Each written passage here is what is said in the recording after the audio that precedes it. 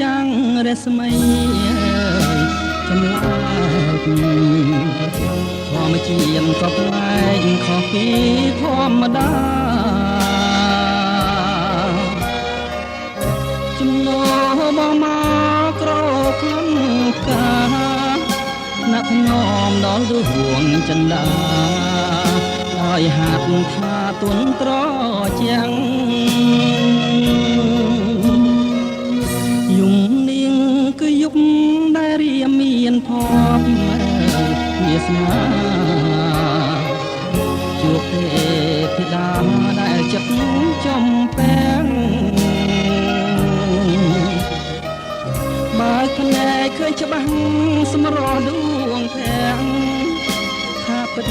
ជារូបមលាក់ជឿជាក់មិនមែនសូបិនរៀមបានលើកហាត់ថ្នាក់ថ្នមរៀងកាយចិត្តអត់មាននឿយណាយខាងលើជួបឋានព្រះអិននាសាខំស្រង់ខំស្រោបយកក្លិនកាអ្វីក៏មិនក្រអូបដោយក្លិនកលយានពេលរៀមភ្ញាឡើងដឹងខ្លួនស្រវាងរកស្រីរាត្រី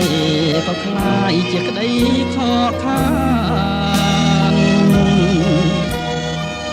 រួងស្នេហ៍ស្រមោលដែលចាប់មិនបាន